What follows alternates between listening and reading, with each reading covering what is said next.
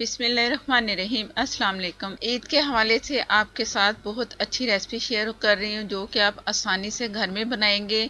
Oven की ज़रूरत नहीं है, बग़ैर ओवन के आप इतना अच्छा स्टीम रोस्ट तैयार करेंगे कि आप जिसको भी खिलाएंगे सब तारीफ़ किए बगैर नहीं रह सकेंगे। और मसाला इसका डबल होगा और मसाला ऐसा सीक्रेट होगा कि कभी आपने ऐसा मसाला नहीं तैयार किया होगा जो कि इस रेसिपी के लिए आप तैयार करेंगे। ये दही लिए मैंने आधा कप। दही मैंने पानी तमाम इसका निकाला है दही का, तो गाढ़ा गाढ़ा सा पेस्ट हमें चाहिए। ये आपने ज़रूर करना है, इसका एक्स्ट्रा पानी ज़रूर निकालना है। अच्छा सा इसे मैंने फेंट लिया है और इसमें जाएंगे मसाले जो कि इसे बहुत मज़ेदार सा बनाएंगे। लाल मिर्च पाउडर 1.5 टेबल स्पून, आप अपनी मर्ज़ी से भी डाल सकते हो लेकिन ये मुनासिब है। हल्दी हाफ़ टी स्पून, कश्मीरी लाल मिर्च 1 टीस्पून, इसे कलर देने के लिए। नमक हाफ़ टेबल स्पून, आप अपनी मर्जी से भी डाल सकते हैं लेकिन ये भी मुनासिब है नमक। और कचरी पाउडर मैं इसमें डालूंगी 1.5 टीस्पून। हाफ़ टी स्पून मैं इसमें बाद में डालूंगी कचरी पाउडर। और ये कचरी पाउडर मैंने इकट्ठा रखा है और इससे आप किसी जार में डाल के फ्रिज में रखो, महफूज रहता है, ज़रूर लेके रख लें आजकल। और ये है मस्टर्ड पाउडर भी आप डाल सकते हो और ये मस्टर्ड पेस्ट है मेरे पास इसमें जार में बंद। पाउडर डालेंगे तो 1 टेबल स्पून डालेंगे, अगर आप पेस्ट डाल रहे हैं तो 1 टीस्पून फुल भर के। यह है dark soya sauce half tea spoon, सिरका 1 टेबल स्पून, ज़ीरा और धनिया पाउडर 1 टेबल स्पून फुल भर के, और गरम मसाला 1 टीस्पून। अब इसे अच्छा सा मिक्स करेंगे। ये हमें गाढ़ा पेस्ट चाहिए, गाढ़ा होगा तो ऊपर मसाला जो मैं बीफ के ऊपर सारा ये मैरिनेशन इसकी करूँगी ना तो बहुत अच्छा सा उसके ऊपर टिकेगा। पतला होगा तो सारा बह जाता है और मसाला आपको नज़र ही नहीं आता। ये ऐसा गाढ़ा होना चाहिए। जो पेस्ट डाला है ना वो भी इससे चिपकेगा। जो बीफ हमारे पास है ना उसकी अच्छी सी लेयर आपको नज़र आएगी बाद में जब तैयार होगा। ये रखते हैं एक साइड पे। और मेरे पास है 1.5 किलो के करीब बीफ। चाँप भी ले सकते हो। और मेरे पास है उसकी पुट की सारे ये पीसेस, पुट के पीसेस भी चाँप की तरह ही लगते हैं। इसमें छोटी सी हड्डी साइड पे है, बाकी एक हड्डी वो भी है उसमें। हड्डी के साथ ये लाजमी आपका पुट का गोश्त मिलता है। अगर आप चाँप लेंगे तो चाँप भी चलेगी। ये आप चिकन को भी मसाला मैरिनेशन के लिए लगा सकते हैं, बीफ को, मटन को, कोई भी आप ले लें मीट तो उसको लगाएं। बहुत ही मज़ेदार जो मसाला तैयार किया है ना हर एक में आप लगा सकते। फोक से अच्छे से इसमें मैंने मार्क्स लगाने हर साइड से, इसलिए कि जो गोश्त के लंबे लंबे से तंस जिसे बोलते हैं और उससे रेशा सा भी बोल सकते हैं आप, तो वो लंबे लंबे से रेशे आपको नज़र नहीं आएंगे। फोक से अच्छा सा उसे आप मार्क्स लगा के एक साइड पे रख दिया। और ये मेरे पास है इंजेक्शन।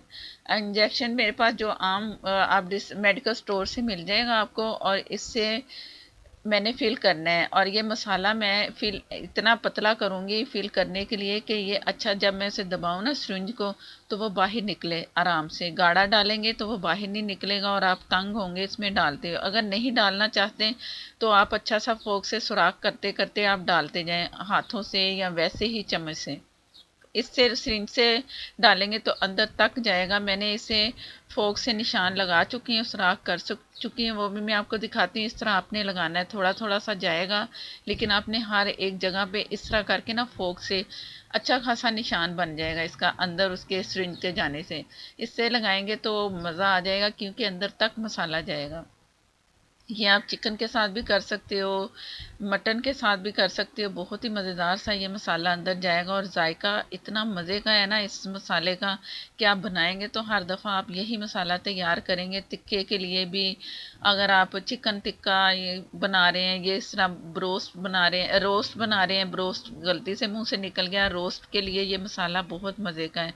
इस तरह करके आप फोक से तमाम पीसीज में मसाला लगा के एक साइड पे रखें। मैं भी ये तमाम मसाला लगा के आपको दिखा रही हूँ। और ये जो सिरिंज थी मैंने साफ़ करके रैप करके रख लें क्योंकि इससे मैं एक और मज़ेदार सी रेसिपी तैयार करूँगी तो वो भी आपको बहुत पसंद आएगी। वो अरबी स्टाइल है, वो हो गया ख़त्म।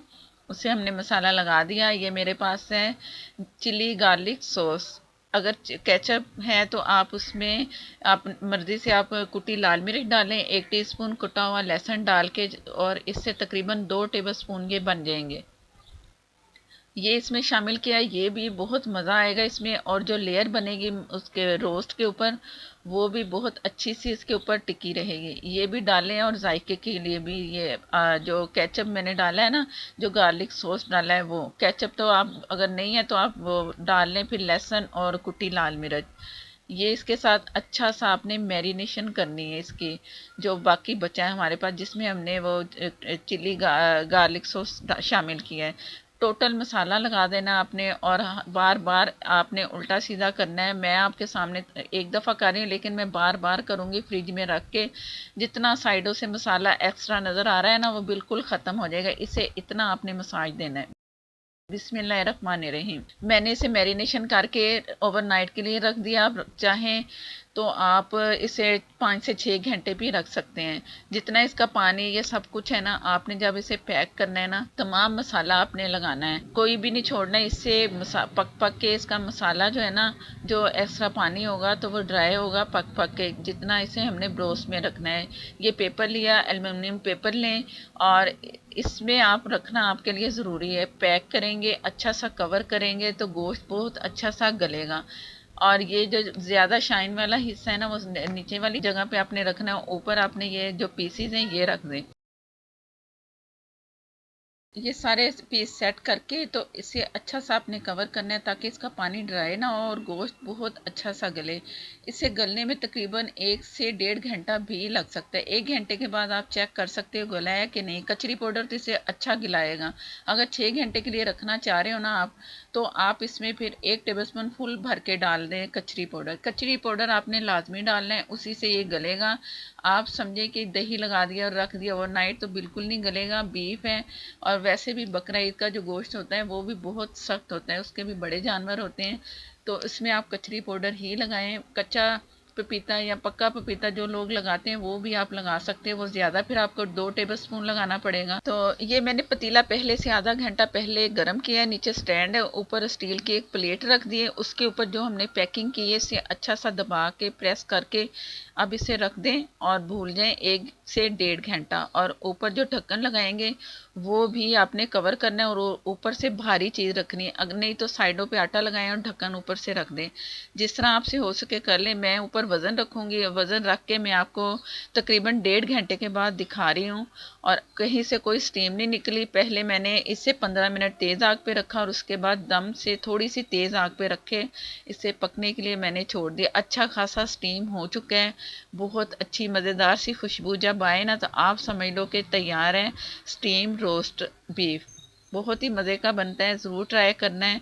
और इसे निकालते हैं और निकाल के आपको दिखाते हैं कि इसकी शक्ल कैसी है। शक्ल देखने में इंशाल्लाह बहुत मज़े की और अच्छी होगी। बिस्मिल्लाहिर्रहमानिर्रहीम।